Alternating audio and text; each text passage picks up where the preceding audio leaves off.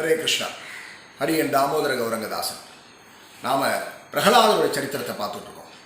பிரகலாதரோட சரித்திரத்தில் அவர் எவ்வளவோ கொலை பண்ண இரண்யகசிபு முயற்சி பண்ணியும் அது முடியாதனால கடைசியாக சண்டாமர்க்கா நாங்கள் மறுபடியும் அவருக்கு இந்த சாமதான பேத தண்டம், அப்புறம் ராஜதர்மம், அப்புறம் பொருளாதார முன்னேற்றம் இதெல்லாம் சொல்லிக் கொடுக்குறோம். புலன்கள் எப்படி அனுபவிக்கணும்னு சொல்லிக் கொடுக்குறோம்.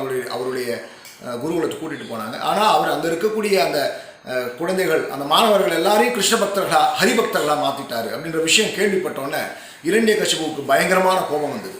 அவருடைய சபையில் கோபத்தில் உட்காந்துட்டு இருந்த இரண்யகசிபு கிட்ட பக்த பிரகலாதரை அழைச்சிட்டு வந்தாங்க. வந்த உடனே அப்படியே அவர் தன்னுடைய அந்த கொடூரமான கண்களால் அவர் அப்படியே உத்து பார்த்தார். ஆனால் பிரகலாதர் எந்த விதமான சலனமும் மனசில் இல்லாமல் அமைதியாக கை கூப்பி அவர் முன்னாடி வந்து நின்னார். அப்போ இவர் கேட்டார், என்னுடைய இந்த கோபத்தை பார்த்த உடனே மூவுலகங்களில் இருக்கக்கூடிய தேவர்கள்லேருந்து எல்லா அண்டங்களும் அப்படியே நடுங்குது. ஆனால் நீ எப்படி இவ்வளோ சாந்தமாக இருக்க? என்னுடைய கட்டளையை நீ எப்படி மீறுற?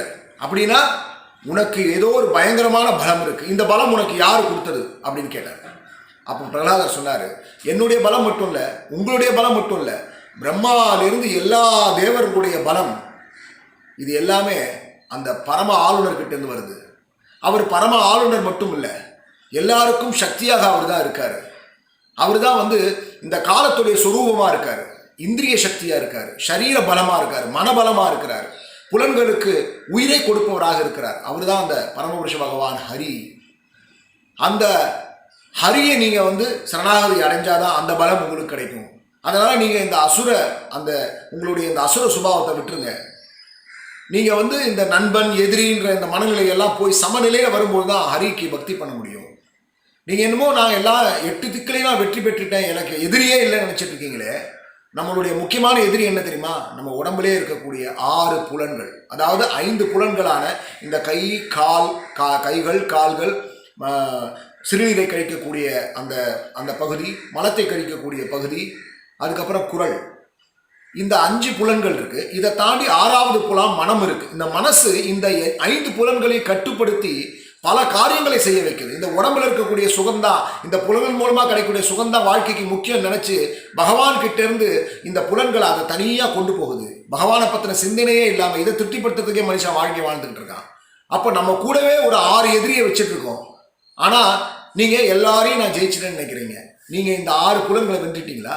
அப்புறம் எப்படி எல்லாரும் நீங்கள் ஜெயிச்சுட்டு தான் நினைக்கிறீங்க? புலனடக்கம் எவன் ஒருத்தன் இருக்கானோ அவன் தான் எதிரியே இல்லாதவன் சொன்ன உடனே இரண்யகசிபு சொன்னாரா, நீ புலனடக்கத்தில் என்னை விட பெரியவனா இருக்கிறதுனால நீ என்னமோ என்னை விட பெரியவன் ஒரு மாயை உருவாக்குற. ஒன்று புரிஞ்சுக்கோ, யார் தெரியுமா இந்த மாதிரி விஷயங்கள்லாம் பேசுவா? இந்த உலக சுகம்லாம் தேவையில்லை, புலன்களை அடக்கணும் அப்படிலாம் யார் தெரியுமா பேசுவா? யார் சாக போறானோ அவன் தான் பேசுவான். அதனால எனக்கு நல்லா புரிஞ்சு போச்சு, நீ சாகறதுக்கு தயாரா இருக்குன்னு எனக்கு நல்லா புரிஞ்சு போயிடுச்சு. உன்னை நான் யமபுரிக்கு அனுப்புறேன். நீ என்னமோ சொன்னியே என்னை விட உயர்ந்தவன் ஒருத்தர் இருக்கான், அவன் எல்லா திக்குகளையும் எல்லா இடத்துலையும் பறந்து இருக்கான், பரமாத்மாவா இருக்கான்னு சொன்னியே. அப்போ இங்க இருக்க தூண் என் கண்ணு முன்னாடி, இந்த தூணுக்குள்ள அவன் இருக்கானா? நான் இப்போ உன்னுடைய கழுத்தை பிச்சு போட போறேன், இந்த தூணுக்குள்ளே நான் வரானான்னு பார்க்கலாம், நான் முதல்ல இந்த தூணை உடைக்கிறேன்னு சொல்லி தன்னுடைய இந்த கை முஷ்டியால அந்த தூணை பலமாயிடுச்சான். நீ சொன்ன பயங்கரமான சப்தம் கேட்டுச்சு. அந்த சப்தம் பிரம்மலோகம் வரைக்கும் போச்சு. பிரம்மா முதல் கொண்டு எல்லாருக்கும் ஒரு பயம் ஏற்பட்டுச்சு. தேவர்கள் எல்லாம் என்னடா பிரளய காலம் வந்துருச்சா, இந்த மூலமும் அழிய போகுதுன்னு நினைச்சாங்க. இரண்யகசிபு இப்படி ஒரு சப்தத்தை இதுக்கு முன்னாடி நான் கேட்டதே நினைச்சிட்டு இருக்கும்போது அந்த தூண்குள்ள இருந்து பாதி சிங்கம், தலை மட்டும் சிங்கம், கைகள் சிங்கம், உடம்பெல்லாம் மனித சரீரம், இப்படி நரசிம்ம ரூபமா பகவான் அவதரிச்சார். அந்த தூண்குள்ள இருந்து பகவான் வந்தார். அப்படி வரும்பொழுது அவருடைய கண்கள் நல்லா இந்த தங்கத்தை உருக்குற மாதிரி இருந்தது, ஆனால் கோபமா இருந்தது. அவருடைய பின்னாடி இருக்கிற இந்த பிடரியிலிருந்து அந்த மயிரெல்லாம் அப்படியே காத்துல ஆடிக்கிட்டு முகத்தெல்லாம் பட்டுட்டு இருந்துச்சு. இதை பார்த்த உடனே நரசிம்மரை பார்த்த உடனே இரண்யகசிபு நினைச்சானா, இது என்ன, இது புதுவிதமான ஒரு ஜீவராசியா இருக்கு, இப்படி ஒரு ஜீவராசியை நான் பார்த்ததே இல்லையே அப்படி நினைச்சிட்டு அப்புறம் மனசுக்குள்ள உடனே அவர் என்ன பண்ண, உள்ளேருந்து வெளியில வந்தார். வந்த உடனே அந்த நரசிம்மர் அப்படியே வானம் வரைக்கும் பெரியவராக மாறிட்டார். பல கைகள் அவருக்கு இருந்தது.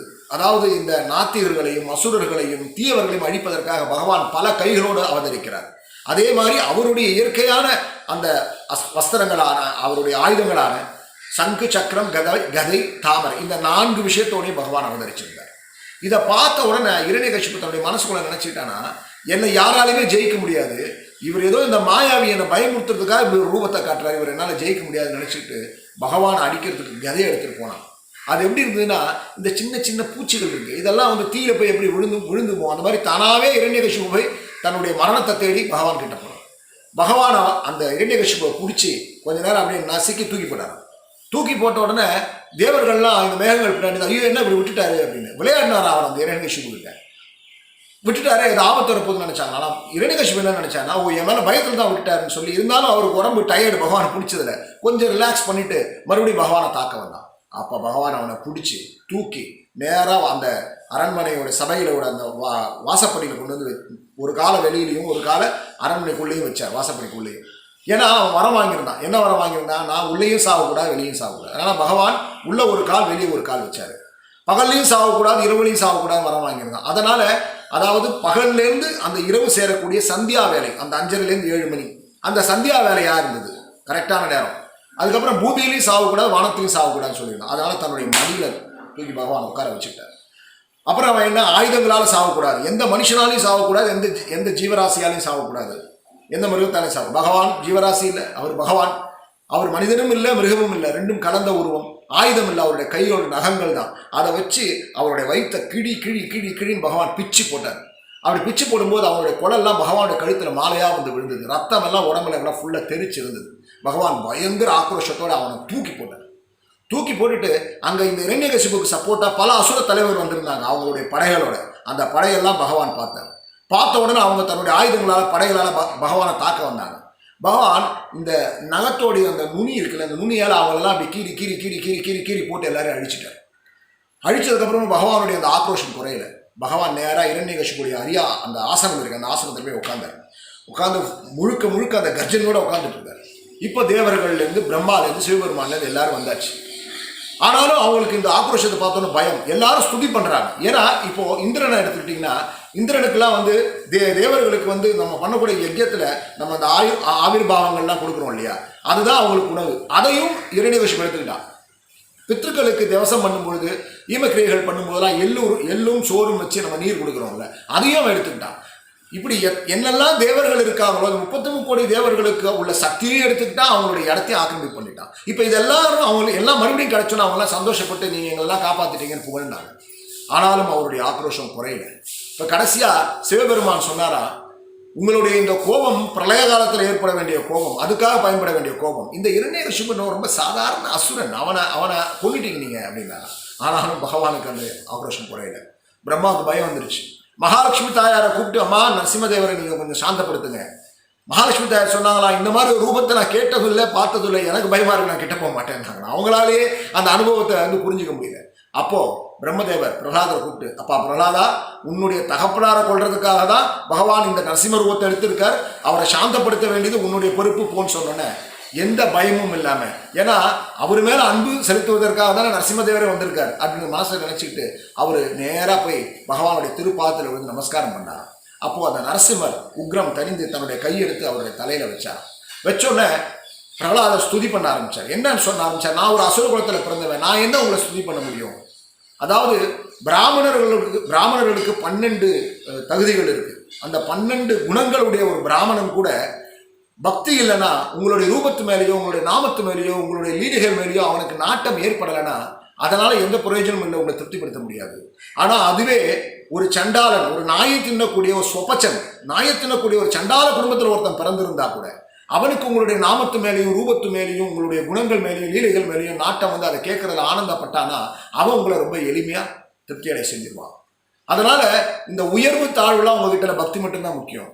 6 விதமான விஷயங்கள் யாரு இருக்கோ அவன் மட்டும்தான் பரமஹம்சனா வாழ முடியும். முதலாவது, பகவானை ஸ்துதி பண்ணணும். 2வது, பகவானுடைய திருப்பாதங்களை எப்பவுமே ஸ்மரணம் பண்ணிட்டு இருக்கணும். பகவானுக்கு பிரதிநிதியா இருக்கணும். பகவான் செய்யக்கூடிய காரியங்களை செஞ்சுட்டு இருக்கணும். பலன்களை எல்லாத்தையும் செய்யக்கூடிய எல்லா பலன்களும் பகவானுக்கு அர்ப்பணிக்கணும். பகவானுடைய திருப்பாதத்தை ஸ்மரணம் பண்ணிட்டு இருக்கணும். பகவானுடைய திருவடி என்னைக்குமே நம்ம நினைச்சிட்டு இருக்கணும். பகவானுக்கு பக்தி தொண்டு செய்யணும். பகவானுடைய லீலைகளையும் குணங்களையும் எப்பவுமே கேட்டுக்கிட்டு இருக்கணும். இந்த மாதிரி குணங்கள்லாம் யாருக்கு இருக்கோ அவங்கள மட்டும்தான் பரமஹம்சராக ஏற்றுக்கணும். அந்த வகையில் உங்களுடைய பக்தர்கள் தான் பரமஹம்சர் அப்படின்னு இன்னும் பல ஸ்துதிகளை சொன்னோன்னே பகவான் ரொம்ப சாந்தம் அடைஞ்சு பிரகலாதன்ட்ட சொன்னாராம், பிரகலாதா, நான் இப்போ பரம திருப்தி ஆகிட்டேன், நான் சாந்தமாகிட்டேன், இப்போ நான் உனக்கு வரம் கொடுக்கணும், கேளு வரத்தை அப்படின்னாராம். அப்போ இவர் சொன்னாரா, பகவானே இந்த உலகமே வேண்டான்னு சொல்லி தான் நான் வாழ்ந்துகிட்டு இருக்கேன், நான் செஞ்ச கர்மத்தினால தான் நான் இங்கே வந்து இந்த அசுர குடும்பத்தில் பிறந்திருக்கேன்னு நினைக்கிறேன். இப்படி இந்த உலக விஷயங்களை மனிதர்கள்லாம் மாட்டிட்டு முடிக்கிறாங்க. ஒருவேளை ஒரு தூய்மையான பக்தியை எப்படி செஞ்சு காட்டணுன்றதுக்காக நீங்கள் என் மூலமாக இந்த விஷயத்தை செஞ்சு காட்டிருக்கீங்களோ என்னவோ எனக்கு தெரியல. ஸோ அந்த மாதிரி ஒரு தூய பக்திக்கு எடுத்துக்காட்டா உதாரணமாக நான் இருக்குன்னு நினைக்கிறேன். எனக்கு இந்த கர்ம பந்தமே வேண்டாம், எனக்கு எந்த விதமான சுகங்களும் வேண்டாம், நீங்கள் உங்களை பார்த்ததுக்கப்புறம் நீங்கள் கொடுக்கக்கூடிய இந்த பௌதிக வரத்தை வச்சு நான் என்ன பண்ணுவேன், எனக்கு வேண்டாம் அப்படின்னாரு. அப்போ பகவான் நரசிம்மர் சொன்னாராம், இல்லை நீ தெரிஞ்சோ தெரியாமலோ பல புண்ணிய காரியங்களை செஞ்சிருக்க, அதனால நீ நிச்சயமா அதுக்கான பலன்களை இங்கே அனுபவிச்சு முடிச்சிடணும். உன்னுடைய அந்த புண்ணிய பலன்களை முடிச்சுட்டு நீ கடைசியா என்கிட்ட வந்து சேருவ. நீ நல்ல ஒரு அரசாட்சியில செய்வ, இந்த அசுரர்களுக்கெல்லாம் தலைவனா மாறிடு, இந்த அசுரர்களுக்கு உள்ள செல்வத்தை எல்லாம் நீ அனுபவிச்சு கடைசியா என்கிட்ட வந்து சேர்ந்துருவ, அதனால அந்த வரத்தை நீ வாங்கிதான் ஆகணும்னு சொல்லி சொன்னார். அப்போ பிரகலாதர் சொன்னாராம், நீங்க எவ்வளவு தூரம் கேட்கறதுனால எனக்கு ஒரே ஒரு வரத்தை கொடுங்க. என்னன்னா, என்னுடைய தகப்பனார் அவங்க நேரடியாக தரிசனம் பண்ணியிருக்காரு, உங்க கையால அவர் இறந்திருக்கார், இருந்தாலும் நிறைய பாவங்கள் பண்ணிட்டாரு, பக்தர்களை துன்புறுத்திருக்காரு, பிராமணர்களை துன்புறுத்திருக்காரு, அதனால அவருக்கு நீங்க ஒரு நல்ல நற்கதியை கொடுக்கணும்னு பிரார்த்தனை பண்ணார். அப்ப நரசிம்மர் சொன்னாரா, பிரகலாதா உன்னுடைய தகப்பனார் மட்டுமில்ல, உன்னுடைய 21 தலைமுறைக்கு நான் நற்கதியை கொடுக்கிறேன். 21 தலைமுறை, எந்த குடும்பத்துல ஒரு தூய்மையான பக்தன் பிறக்கிறானோ அந்த குடும்பத்துல 21 தலைமுறைக்கு நான் முக்தியை கொடுக்கிறேன், நல்ல கதியை அவர்கள் அடைவார்கள், நீ கவலைப்படாத அப்படின்னு பகவான் பிரகலாதரை வந்து திருப்திப்படுத்துறார். அப்போ பிரம்மா சொன்னாரா, பகவானே இந்த இரண்யகசிபு ஜெயன், அதாவது உங்களுடைய அந்த வாய்க்காவலராக இருந்த ஜெயனும் விஜயனும் தான் இரண்யாக்ஷன் இரண்யகசிபா இறந்திருக்காங்க. இந்த இரண்யகசிபு என்கிட்ட தவம் முடிஞ்சனால நான் வந்து அவனுக்கு ஒரு பல வகையில சாவ முடியாத ஒரு வரத்தை கொடுத்துட்டேன். ஆனா நீங்க வந்து சரியான வேலையில சரியா புத்திய உங்களுடைய அந்த அறிவை பயன்படுத்தி நீங்க வந்து கொண்டுட்டீங்கன்னு சொன்ன பகவான் சொன்னாரா, இந்த அசுரனுக்கு வரம் கொடுப்பது பாம்பிற்கு பால் வார்ப்பதை போல், தயவு செஞ்சு இனி ஒரு தடவை இந்த மாதிரி வரத்தை நீ கொடுக்காத அப்படின்னு சொல்லி பிரகலாதரை ஆசீர்வாதம் பண்ணி எல்லாரும் ஆசீர்வாதம் பண்ணி பகவான் அங்கிருந்து மறைஞ்சிட்டார். அதுக்கப்புறம் பக்த பிரகலாதர் பல நாட்கள் அவர் அரியாசனத்தில் இருந்தார். பிரம்மாலேருந்து சிவபெருமான எல்லா தேவர்களும் அவருக்கு முடிசூட்டி அவரை இளவரசராக மன்னராக அந்த அசுரகுல தலைவராக மாற்றி அவர் ஆசீர்வாதம் பண்ணிட்டு போனாங்க. ஒரு அற்புதமான ஆட்சியை செஞ்சு பக்த பிரகலாதன் பகவானுடைய வாசஸ்தலத்தை அடைஞ்சார். எப்படி தூய்மையான பக்தி பண்ணணும், என்ன கஷ்டமான நிலைமை வந்தாலும் பகவானை எப்படி சார்ந்து இருக்கணும், பகவானை மட்டுமே மனசில் நினைச்சிட்டு இருக்கணும், எந்த பயமும் இல்லைன்னு ஒரு அற்புதமான ஒரு தூய்மையான பக்தியை பிரகலாதன் உதாரணமாக வாழ்ந்து காமிச்சார். நரசிம்மர் சொல்லியிருக்காரு, யார் ஒருத்தர் தூய்மை பக்தி செய்யணுமோ அவர் வந்து பிரகலாதனை உதாரணமாக எடுத்துட்டு அவருடைய அடிச்சுவட்டை தான் பின்பற்றணும்னு நரசிம்மர் சொல்லியிருக்காரு. இந்த மாதிரி ஸ்ரீமத் பாகவதத்தில் பகவானுடைய பல லீலைகள், குணங்கள், பகவானுடைய வைபவங்கள், பகவானுடைய பக்தர்களோட உயர்ந்த குணங்கள், எந்த சூழ்நிலை பகவான் எப்படிலாம் காப்பாற்றார், பக்தவச்சனா இருக்கிறார், இன்னொரு தத்துவங்கள், இந்த உலகம் உருவான விஷயங்கள், இப்படி பல விஷயங்கள் ஸ்ரீமத் பாகவதத்தில் இருக்கு. ஒவ்வொன்றா நாம கேட்டு அனுபவிச்சு அந்த பகவான் ஸ்ரீ கிருஷ்ணருக்கு தூய பக்தி தொண்டு செய்வோம். ஹரே கிருஷ்ணா.